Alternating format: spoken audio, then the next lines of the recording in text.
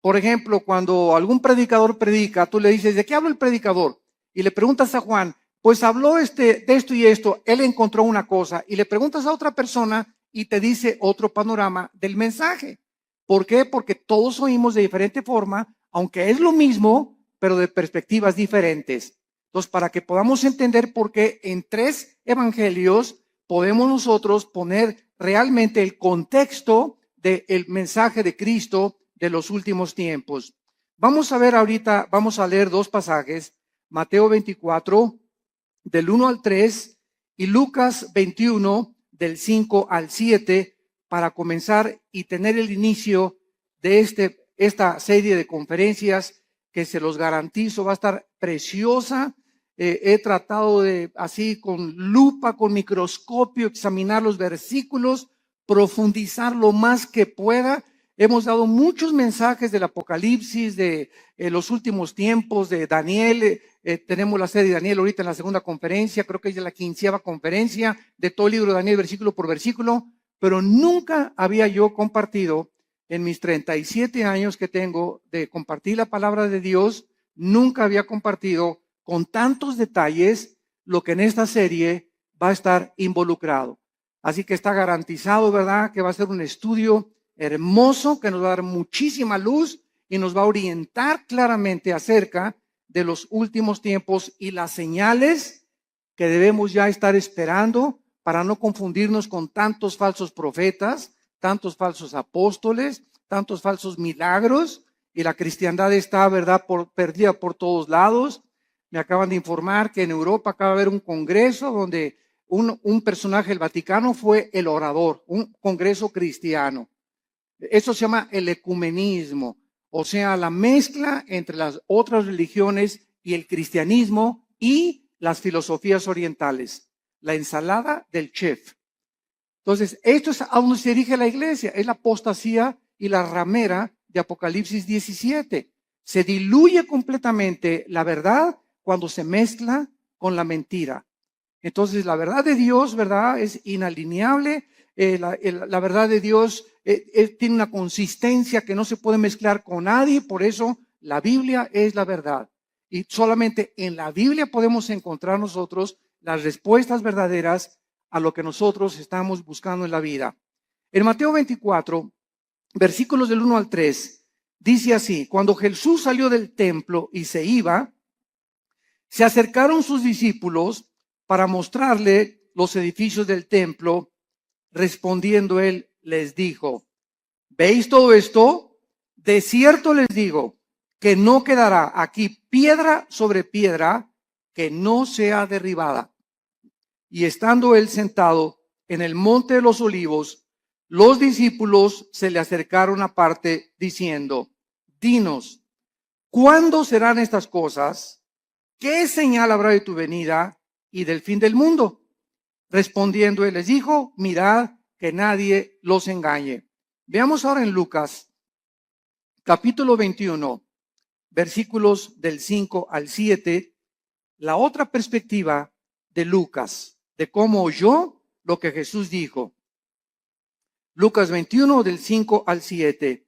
Y a unos que hablaban de que el templo estaba adornado de hermosas piedras y ofrendas votivas, dijo: en cuanto a estas cosas que veis, días vendrán en que no quedará piedra sobre piedra, que no sea destruida. Y le preguntaron diciendo: maestro, ¿cuándo será esto? ¿Y qué señal habrá cuando estas cosas estén para suceder? Lo primero que ahorita cualquier estudiante de la Biblia acaba de captar es que son preguntas diferentes.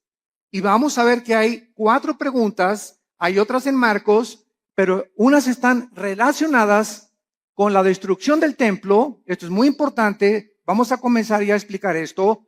2 preguntas están relacionadas con la destrucción del templo y 2 preguntas están relacionadas con las señales antes de que Cristo regrese. Entonces, el Señor Jesucristo estaba en el templo el día antes de su muerte, todo el día, y antes de su arresto.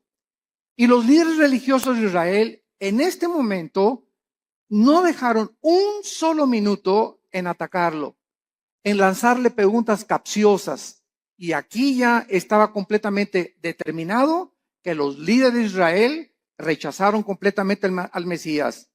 Y al finalizar este día, algo quedó muy claro: Israel rechazaba a Jesucristo como el Mesías. Y después de abandonar el templo, entonces él anuncia lo que acabamos de leer. Ven este templo tan hermoso que adoran todos y estos edificios tan hermosos, yo les digo que van a desaparecer y van a ser destruidos.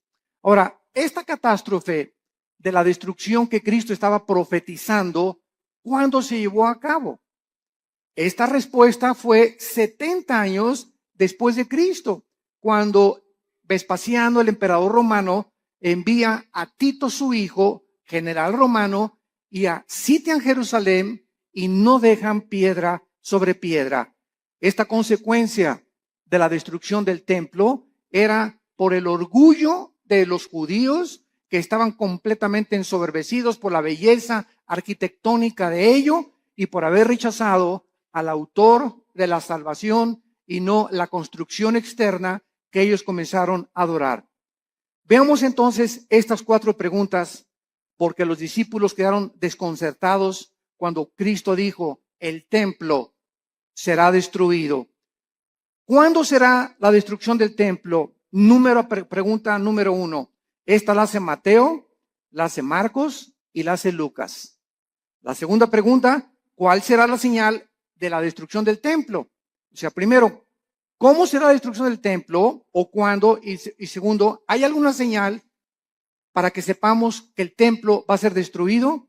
Estas preguntas están relacionadas con el templo, como lo vimos anteriormente. Y la tercera y la cuarta es: ¿cuál será la señal de tu regreso? Esta pregunta la hace Mateo y la hace Marcos. Dinos una señal de cuándo vienes, Jesús. Y la cuarta pregunta: danos una señal de que estamos en los últimos días, de que nos encontramos nosotros ahora en esta generación. Y estas preguntas, como dijimos ya, están divididas en los 2 grupos. Las primeras 2 relacionadas con la destrucción del templo, que tuvieron lugar después de la primera venida de Jesucristo hace 2000 años. Entonces, las primeras preguntas son relacionadas después de que Cristo murió, y las otras 2 se van a cumplir antes de que Jesucristo regrese. Pero noten ustedes en Mateo 24, antes de que Cristo diga cualquier señal, esto es asombroso, la advertencia que les hace. Antes de contestar las preguntas proféticas, hace una advertencia a Jesucristo. Mateo 24, versículos 4 y 5. Respondiendo Jesús les dijo: miren que nadie los engañe. O sea, él no responde ninguna de las 4 preguntas todavía. Lo primero, antes, esto es importante, de responderles las preguntas, hace una advertencia: miren que nadie los engañe. Porque vendrán muchos en mi nombre diciendo: yo soy el Cristo, y a muchos engañarán.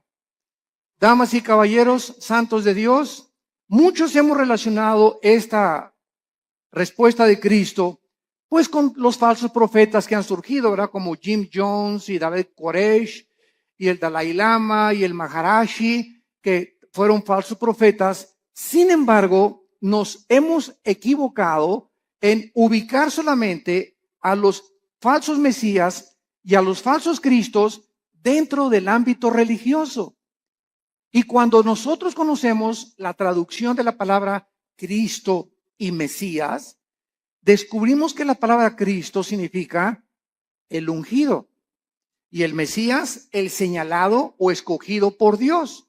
Entonces, cuando Cristo dice: van a venir muchos en mi nombre engañando a la gente, vemos nosotros la historia principalmente en el siglo XX. Y hagamos un repaso de cuántos hombres en el siglo XX han tratado a través de la política y de la filosofía. Dejemos a un lado la religión. A través de la política y la filosofía han tratado de traer el paraíso al mundo.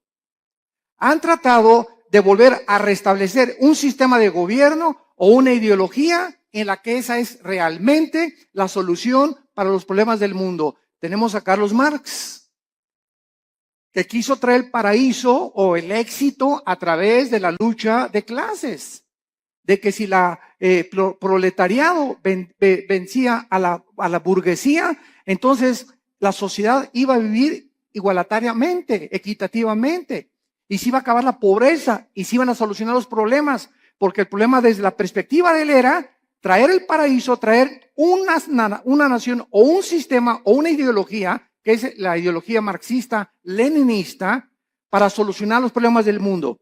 Y hasta ahorita todavía, a pesar de que la historia nos muestra que ha fracasado, ¿verdad? Se sigue buscando porque el anhelo del hombre es recobrar el Edén. Lo que perdimos en el Edén está vivo dentro del corazón humano. Todos estamos buscando una mejor sociedad, más justicia, paz en el mundo, y tenemos 6,000 años de historia y no hemos visto ningún líder, ningún filósofo, ningún ideólogo, ningún político que haya podido decir, esta es la solución, este es el sistema perfecto, el gobierno perfecto, la filosofía perfecta. Todos han sido intentos ¿de qué cosa? De tratar de un Mesías que es la persona, yo soy el que voy a traer realmente la solución, y así encontramos después de Marx, ¿verdad? Estamos Marx a Lenin, tenemos a Hitler, lo mismo, ¿verdad? No, vamos a crear una superraza aria y vamos nosotros a conquistar Europa, y todos tienen esta idea de abarcar territorio, conquistar los conquistadores, Alejandro el Magno, Aníbal, Carlomagno, Napoleón Bonaparte.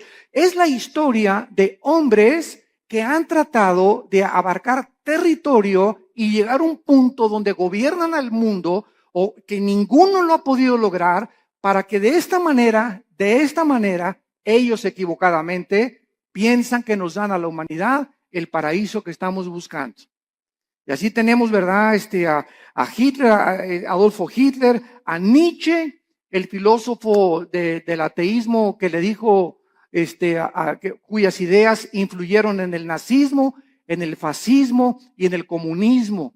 ¿Quién era Friedrich Nietzsche? Un alemán que murió en el siglo XIX, siglo XX, y él dijo que había un superhombre que se podía crear, y que él estaba influenciado por ciertas filosofías del Medio Oriente para crear a una super raza, donde este superhombre no podía ser humilde, no podía ser manso, no podía ser misericordioso, porque estos eran debilidades, así dijo Nietzsche, del carácter humano. El nuevo hombre tenía que ser fuerte, no debería de llorar, debería ser macho camacho. Y estas ideas son las que Hitler adoptó. Y cuando Hitler leyó a Nietzsche, él quiso crear una super raza. Y dijo, nos impiden los judíos, los homosexuales y los negros. Y comenzó Hitler a matar a los homosexuales, a los negros y a los judíos. Solamente fueron más de 6 millones de judíos muertos en los hornos de Auschwitz y de toda Alemania. ¿Por qué? Porque quería Hitler traer, ¿qué cosa? El paraíso. Quería traer el Partido Nacional Socialista o el nazismo como respuesta a poder el mundo ser mejor. Y así tenemos también a Muammar Gaddafi, el ex líder y dictador de Libia, que derribó un avión con 250 pasajeros saliendo de Inglaterra, y que tenía un ejército de 20 o 25 guardaespaldas mujeres. Y cuando estaba solo con ellas, las golpeaba, las violaba, las drogaba a todas. Gaddafi se cambiaba 3 veces de ropa al día. En la mañana se vestía de capitán de barco, al mediodía se vestía de árabe y en la noche se vestía de africano.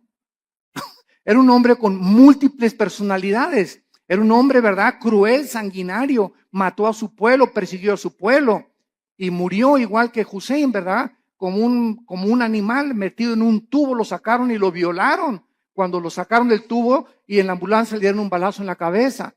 Que quería Gaddafi convertir a Libia. Ya no sabía él si era árabe o era africano. Y cuando los árabes lo dejaron por lo loco que estaba, dijo que me voy a hacer africano. Y después quería ser occidental. Y así vemos todos estos dictadores. José Stalin, el dictador de Rusia durante la Segunda Guerra Mundial. Después de la Segunda Guerra Mundial, manda a matar a más de 15 millones de personas, incluyendo a su familia. a sus hermanas, a sus papás, a sus primos, porque tenía tal paranoia José Stalin que no podía confiar ni de su mamá. Entonces vemos todos estos hombres en su perfil psicológico trayendo el paraíso al mundo, colocándose como Mesías y síganme a mí y yo soy el papucho de los papuchos.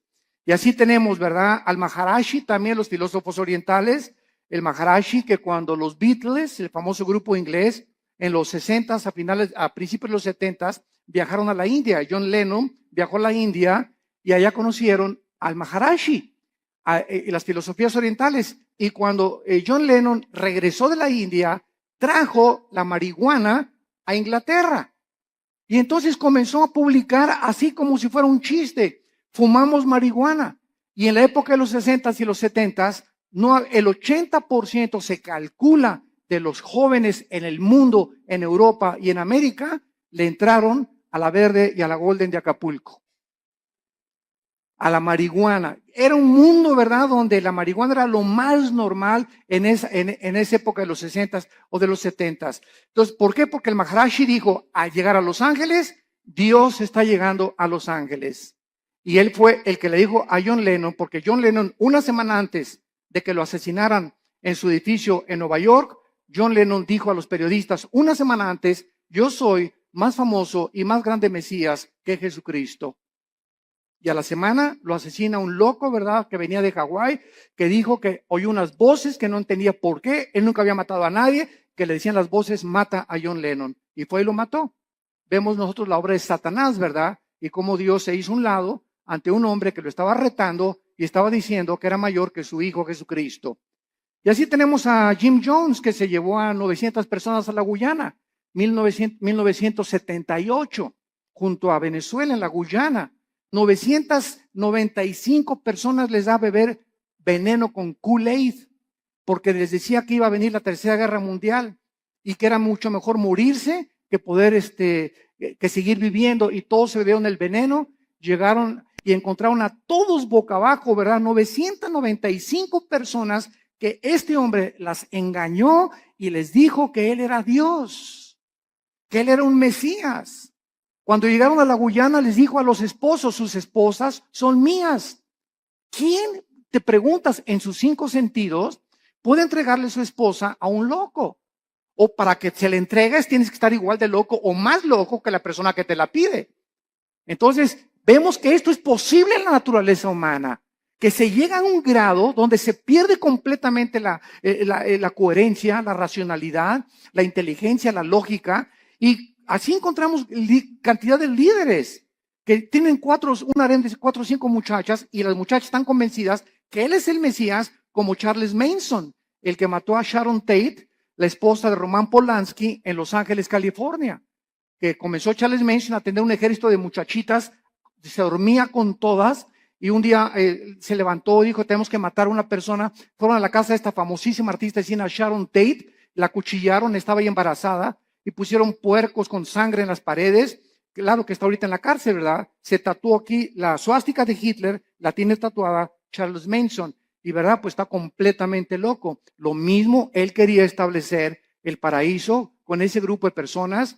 Jim Jones quería establecer el paraíso allá en la Guyana, y todos estos hombres han tratado de decir, nosotros tenemos la solución. Y solo hay un hombre que dijo, yo soy el camino, la verdad y la vida.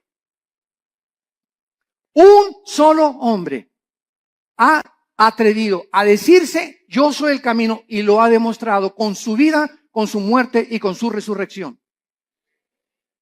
Miren que nadie los engañe, porque vendrán cantidad de personajes políticos en el ambiente artístico, en el ambiente filosófico, en el ambiente religioso, ideológico, que van a traer disque soluciones y nuevas ideas para convencerlos que debemos de seguirlos a ellos. Y a muchos engañarán. Y así podríamos seguir con esta lista interminable de personas que Cristo, antes de contestar, nos advierte, cuidado cuando alguien diga, yo traigo la solución al mundo. O este sistema de gobierno es el adecuado. O esta forma es la adecuada. o el Maharashi, o el Dalai Lama, o el Jim Jones, o el Nietzsche, o filósofos, o Platón, o Sócrates. Cuidado con filosofías, dice Colosenses 2:8, que tienen su origen en los seres humanos. Todos nosotros somos seres humanos nacidos de papá y de mamá. Y todos nosotros no venimos del cielo como vino Jesucristo. Él es el único que el Padre envió al mundo. Él venía del Padre, regresó al Padre y el Padre lo envió para mostrarnos que Él era el camino, la verdad y la vida. Y dichosos aquellos que han podido venir a la cruz y encontrar en el Hijo de Dios la respuesta a su problema, no solamente existencial, sino a su problema también de pecado y de la vida eterna. Yo recuerdo que todos estos personajes que les acabo de mencionar, los estudié antes de ser cristiano. Yo era un apasionado de la lectura. Me acuerdo de los 10, 11 años de edad. Dios lo pone en uno, ¿verdad? No me jacto de esto, pero siempre me gustó muchísimo leer desde la primaria. Y me encontraba, la directora me hablaba, ¿qué estás leyendo? Le decía, estoy leyendo las obras de Shakespeare, estoy leyendo Hamlet, estoy leyendo esto, Los tesoros de la juventud. Siempre me gustó mucho leer y a los 12 o 13 años me apasionó todo lo que era la ideología y el marxismo y el leninismo y todas las filosofías orientales y los líderes religiosos y Mahoma y Buda, etcétera, etcétera.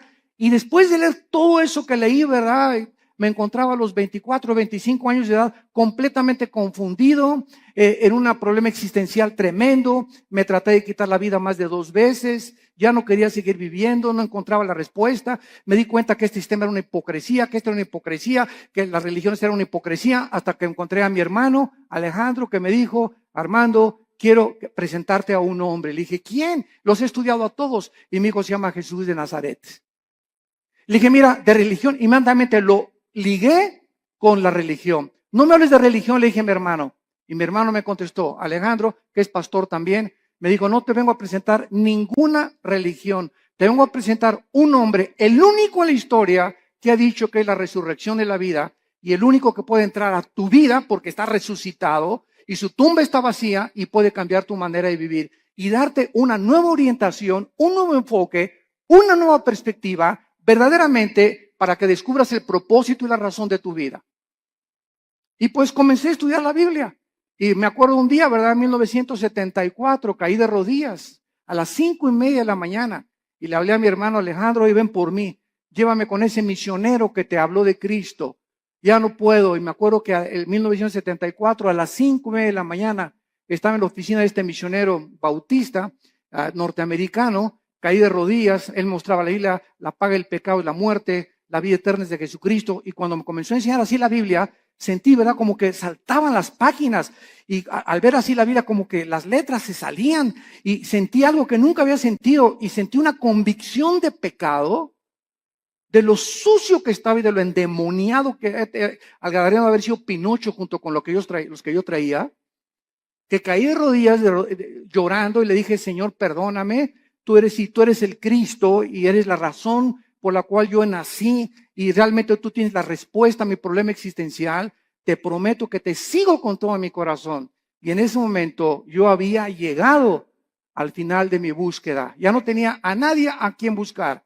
Lo que realmente, el vacío que tenía yo, el vacío que han tenido todos esos líderes, el vacío que existe en la gente, es el vacío que solo Jesucristo puede llenar en tu vida y en tu vida y en tu vida. No hay nadie más, ni sigas buscando más, porque vas a seguir una búsqueda completamente vacía y completamente que no te va a satisfacer jamás. Cuando tú llegues a Jesucristo, has llegado al hombre que realmente tiene las respuestas a tu problema de dónde venimos, quiénes somos y a dónde nos dirigimos.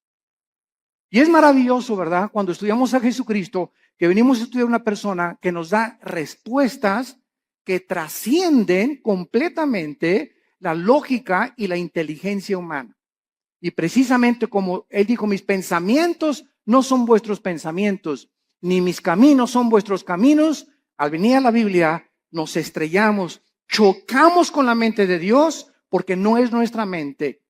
Y por eso el hombre natural, como dice 1 Corintios 2, no entiende las cosas de la Biblia. Y llegan por acá y, ay, ¿por qué tanta sangre? ¿Y por qué Dios mandó matar a los cananitas? Y aquí hay una contradicción. Y aquí hay esto. ¿Por qué? Porque en su mente, en su actitud, no están buscando la verdad. Están tratando de encontrar errores que existen en su limitación intelectual.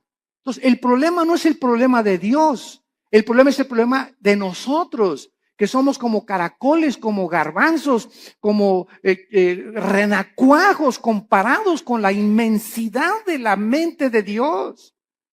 Y que si vamos a comenzar a caminar con Dios, tenemos que caminar de rodillas detrás de Él, de rodillas. No se puede, dicen que la puerta al cielo es una puerta chaparrita, porque solamente entran los que se arrodillan. Pero si quieres entrar parado, te vas a estrellar, porque es la soberbia intelectual del ser humano la que le impide poder encontrar la verdad. Y fue la razón por la cual los líderes de Israel rechazaron a Jesucristo. Este viene a cambiar nuestra religión. Este viene a amenazarnos. Es una amenaza. Tenemos que eliminarlo, porque si no, no podemos nosotros seguir estableciendo el paraíso a través de las religiones.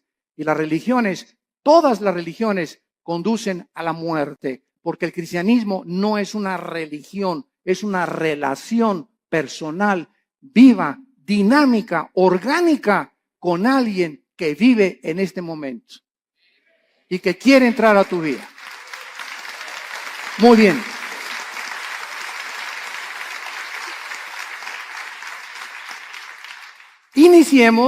Iniciemos ahora las respuestas a las preguntas 1 y 2, que recordamos están relacionadas con la destrucción del templo. El Señor Jesús no contestó estas primeras dos preguntas en Mateo 24, pero lo hizo claramente en Lucas 21 y en Marcos 13, en cuanto a cuándo sería la destrucción del templo. Y estos pasajes que vamos a leer ahorita son claramente distinguidos de los últimos días. O sea, en respuesta a cuándo se iba a destruir el templo, vuelvo a repetir, sucedió antes de que Él regresara y después de su muerte. Las otras dos preguntas tienen su respuesta hasta antes de que Él venga en su segunda venida. Las señales del fin del siglo y las señales del regreso del Hijo de Dios. Vamos a Lucas 21 y veamos otra vez la pregunta de los discípulos. Versículo del 12 al 19. Y vean ustedes la respuesta que da Jesús en Lucas. No la dio en Mateo, la dio en Lucas esta pregunta. Esta respuesta a esta pregunta. Lucas 21 del 12 al 19. Pero antes de todas estas cosas, os echarán mano y os perseguirán y os entregarán a las sinagogas y a las cárceles y seréis llevados ante reyes y ante gobernadores por causa de mi nombre. Y esto será ocasión para dar testimonio. Proponer en vuestros corazones no pensar antes cómo habéis de responder en vuestra defensa, porque yo os daré palabra y sabiduría, la cual no podrán resistir ni contradecir todos los que se opongan. Mas seréis entregados aún por vuestros padres y hermanos y parientes y amigos, y matarán a algunos de vosotros. Y seréis aborrecidos por todos por causa de mi nombre, pero ni un cabello de vuestra cabeza perecerá.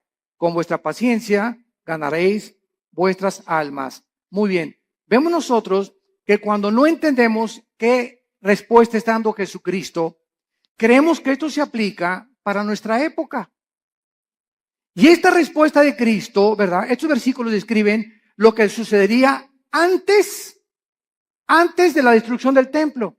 O sea, entre la muerte de Cristo y la destrucción del templo pasaron 70 años, porque fue en el año 70 después de Cristo cuando el general Tito, los romanos, arrasaron Jerusalén. Entonces, Cristo está describiendo ahorita lo que iba a suceder inmediatamente después de su muerte y antes de la destrucción del templo.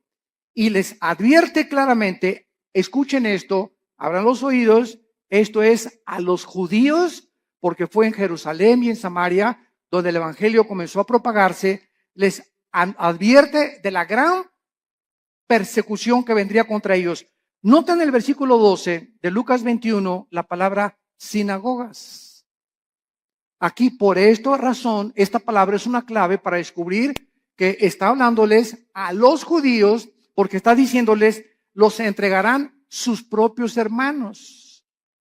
Los mismos judíos, vamos a verlo más tarde, en el libro de los Hechos, fueron los judíos los que comenzaron a perseguir a los seguidores de Jesucristo.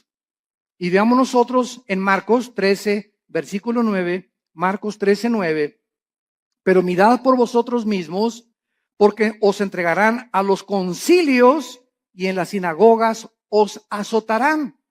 Marcos también responde y les dice a los judíos, usando la palabra concilios, que era un concilio, las cortes de los judíos. Los lugares donde los judíos juzgaban a los judíos. Entonces, tanto Marcos como Lucas está diciéndonos, ¿verdad?, que antes de la destrucción del templo, ellos iban a ser perseguidos. Veamos rápidamente esto en el libro de los Hechos. El apóstol Pablo fue llevado ante Félix, el gobernador romano, para ser interrogado. Hechos 23 y Hechos 24. Y después Pablo apeló para ir al César. Hechos 25. Después de la destrucción del templo, los judíos continuaron siendo perseguidos, los judíos, por muchos siglos.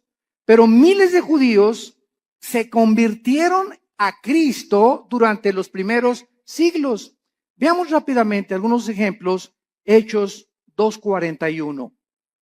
Así que los que recibieron su palabra, está hablando de los judíos, fueron bautizados y se añadieron aquel día como 3,000 judíos convertidos inmediatamente después de la resurrección. Capítulo 4, versículo 4 del libro de los Hechos. Pero muchos de los que habían oído la palabra creyeron, y el número de los varones era como 5,000. De 3,000 se agregaron 2,000 más conversiones de los judíos. Capítulo 6, versículo 7. Y crecía la palabra del Señor, y el número de los discípulos se multiplicaba grandemente en Jerusalén, y los sacerdotes, muchos también de ellos, obedecían a la fe. Capítulo 21, versículo 21 del mismo libro de los Hechos.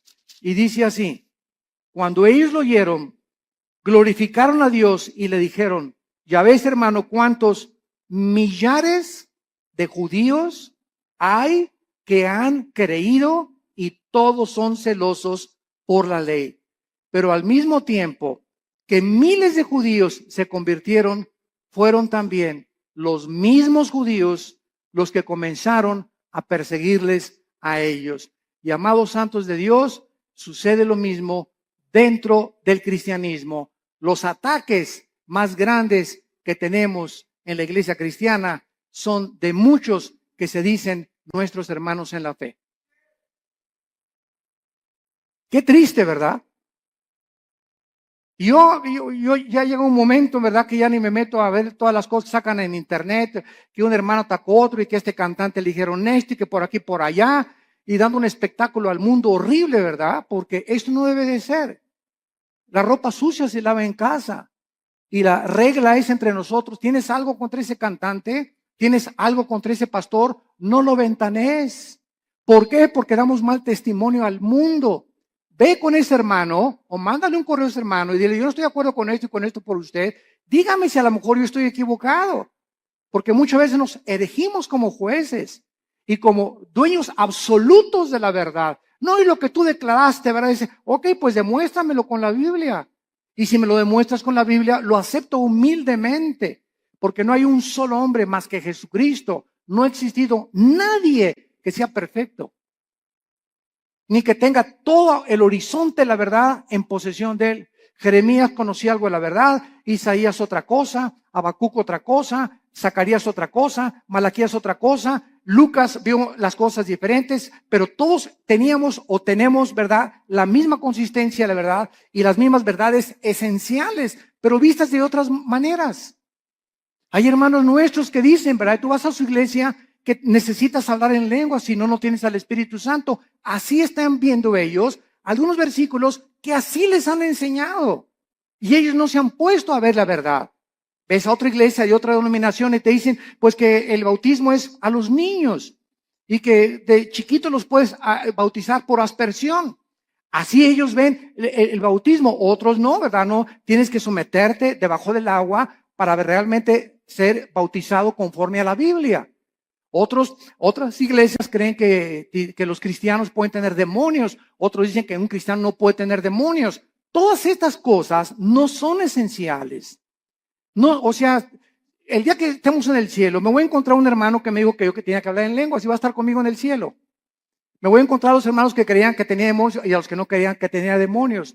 Me voy a encontrar en el cielo a los que dijeron que el bautismo del Espíritu Santo es una experiencia subsecuente a la conversión, que después de que te conviertes necesitas el bautismo del Espíritu Santo. Aunque yo no creo eso, ¿verdad? Hay muchos que lo creen, pero me los voy a encontrar en el cielo. ¿Por qué? Porque eso no es lo que nos va a salvar. Lo que nos salva es la sangre de Jesucristo. La salvación por la gracia de Dios y que sin ninguna obra de la ley recibimos nosotros el perdón de pecados. Mientras tú creas estas verdades esenciales, estas demás cosas en las que estamos peleándonos, ¿verdad? No son esenciales. Y es importante que todos tengamos otra perspectiva, porque así la tenían los discípulos. Pedro y Juan le dijeron de a Cristo que caiga fuego del cielo y vamos a matar a estos infelices, ¿verdad?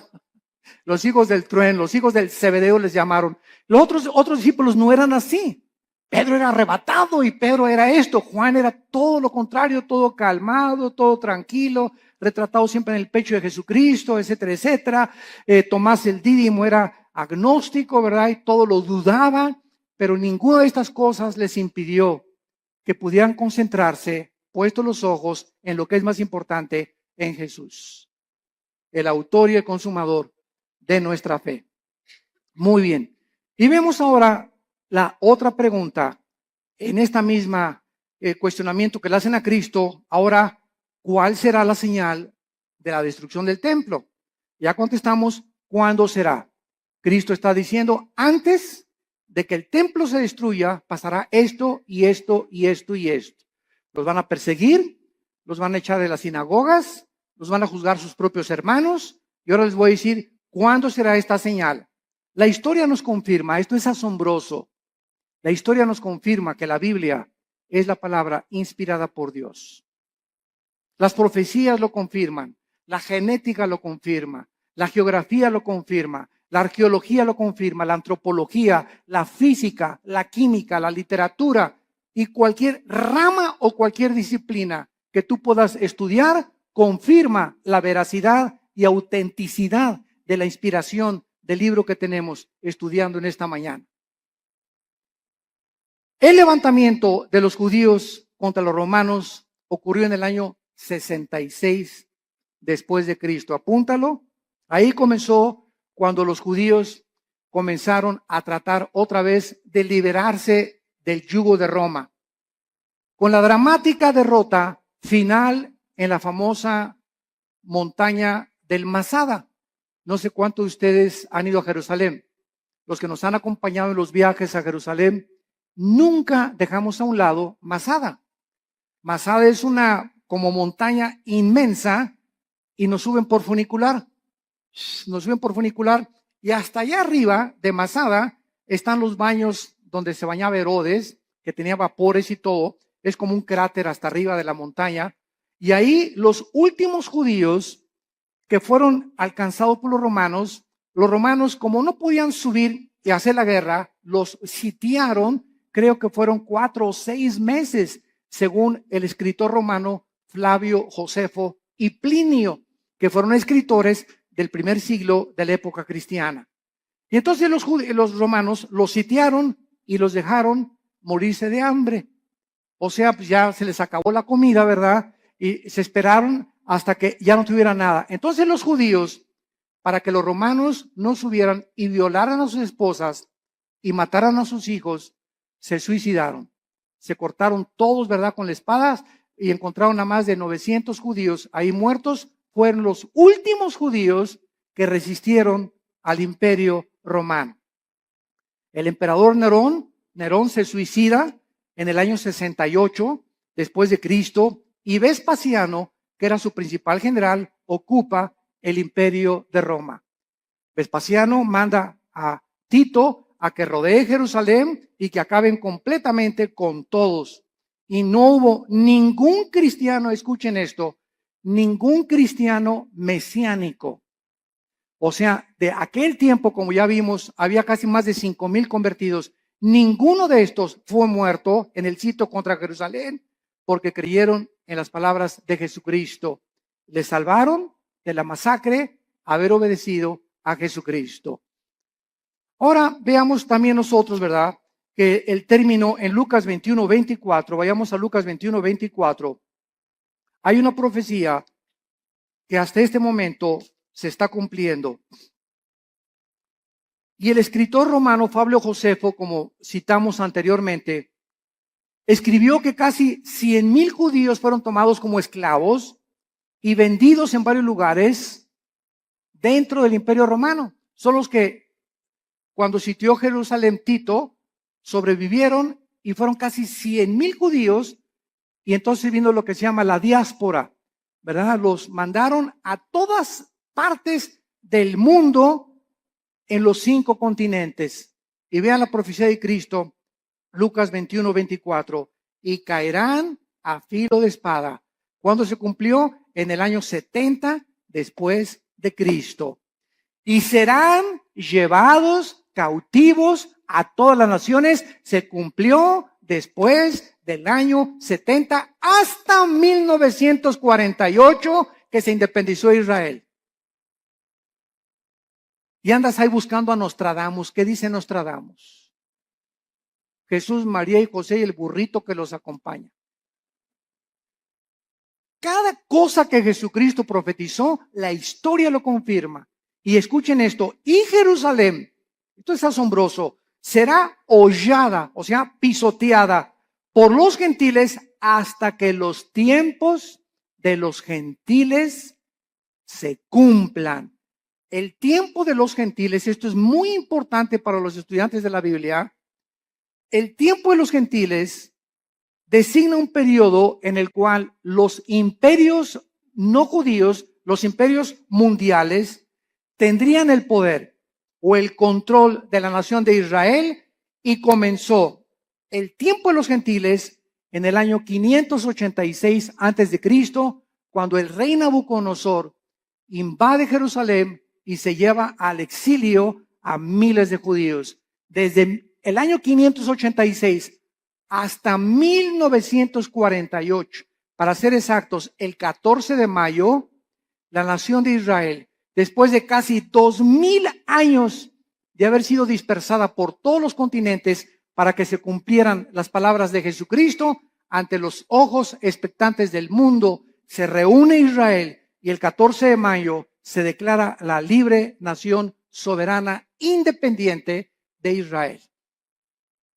Ninguna otra nación en el estudio de la sociología, en el estudio de la historia, en el estudio de la antropología del ser humano, en ninguna otra nación, ni tribu, ni lengua en la historia del mundo sucedió lo que sucedió con la nación de Israel. Ahora entendemos nosotros los estudiantes de la Biblia cuando nos preguntan, ¿y por qué Israel? Y ahí viene la envidia. ¿Y por qué este trae este carro? ¿Y por qué este trae esta casa? ¿Y por qué? Y la envidia nos corroe, y la envidia siempre está, ¿por qué no tengo yo lo que esa persona tiene? Y sabemos la respuesta, simplemente porque Dios escogió a Israel para que los ojos del mundo se concentraran en esta nación y pudiéramos ver nosotros, esta generación que ahorita está escuchando estas palabras, que somos la generación le llaman en inglés los baby boomers, los que nacieron del 45 más o menos a nuestros años, o los del 70 o 70, 80, o naciste en los 90, etcétera. Pero tú eres testigo de que en el 48 Israel regresó conforme a profecías de hace 2,500 años y las palabras de Cristo hace 2,000 años. Entonces, esta es la razón por la cual Dios escogió a Israel, no porque sean más inteligentes, ni simplemente para que se concentraran las profecías de los últimos tiempos, y nosotros, los estudiantes de la Biblia, los que estamos buscando qué tiempo estamos viviendo y en qué generación nos encontramos y cómo debemos de vivir en estos tiempos, ver que Israel es el termómetro de Dios. Israel es el termómetro de Dios. Y todo lo que sucede en Israel físicamente sucede en el mundo espiritual. Y así como Israel está siendo ahorita amenazada, nunca en la historia, desde hace 2000 años, la iglesia se había visto tan amenazada como en el siglo XXI. Nueva legislación de los matrimonios gays. La nueva legislación, escuchen, están las Naciones Unidas por declarar que Jerusalén no pertenece a los judíos, la van a declarar. Hace una semana lo dictaminaron la ciudad internacional. Les van a quitar a los judíos Jerusalén. El Papa acaba de reconocer, Francisco acaba de reconocer a Mahmoud Abbas, el líder del grupo terrorista más grande en el Medio Oriente, después de ISIS, que es el ángel de la paz. Y que merecen tener un Estado palestino. Entonces, están pasando cosas en el mundo que dicen, no es posible que esto suceda. Y por si fuera poco en México, se nos escapa el Chapo Guzmán. Y todavía para rematarle, ¿verdad? Corren al pobre del Piojo Pérez. Herrera, digo. Están pasando tantas cosas, ¿verdad? Tanto en el ambiente deportivo, cuando el ambiente dices, no es posible, no es posible, no es posible, esto es posible.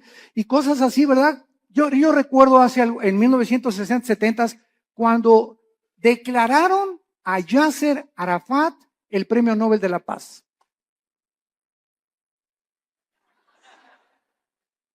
¿Cómo es posible que al más grande líder terrorista, que en 1972 mató a más de 15 atletas judíos en Berlín, en las Olimpiadas en Múnich, en Berlín, en Alemania, ¿cómo es posible que lo hayan declarado el Premio Nobel de la Paz? ¿Cómo es posible que ayer perdió la América? Es otra cosa, ¿verdad?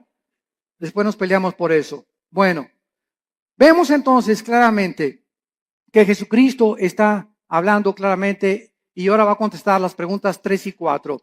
Vamos a Mateo otra vez y vemos nosotros en Mateo que en respuesta a estas preguntas, Cristo comienza a describir varias señales que aparecerán antes de que Él regrese. Como guerras a gran escala, pestes, hambres, terremotos, martirio de creyentes, falsos profetas, odio y poco amor entre los cristianos. Mateo 24, versículos del 4 en adelante. Respondió Cristo, mirad que nadie los engañe. Ya vimos esta advertencia detenidamente, porque vendrán muchos en mi nombre diciendo yo soy el Cristo, oirán de guerras y rumores de guerras. Aquí nos detenemos rápido. Todo esto lo vamos a examinar con muchísimo detalle. Y vamos a ver cuántas guerras ha habido. Porque guerras siempre ha habido. Muy bien, estoy de acuerdo contigo.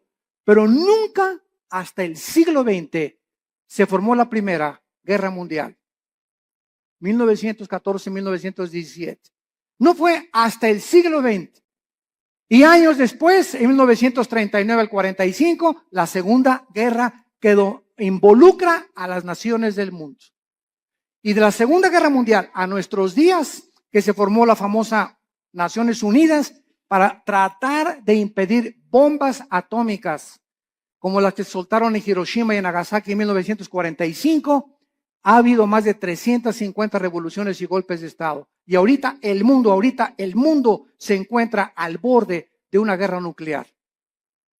Con nuestra tecnología y nuestros estudios científicos y el ateísmo y toda la soberbia del hombre, nos encontramos al borde de nuestra propia autodestrucción. Y si no lee el periódico de ahorita, el Reforma, el de mañana, que ya comenzó la Guerra Fría, Rusia está mandando aviones bombarderos rodear Canadá y Estados Unidos. Estados Unidos mandó hace 2 semanas 235 tanques a Ucrania y a Crimea. Están mandando ahorita F-16 y F-22 también a Europa porque creen que realmente Putin va a tratar de apoderarse de Estonia, de Eslovenia, de Lituania, para poder conquistar todo el sur de Europa y comenzar a expandir su poderío. Y como Putin apoya a Irán, y detrás de ellos está la China, y son los 3 principales miembros del Consejo de Seguridad de las Naciones Unidas, el mundo se encuentra ahorita bajo estas 3 naciones.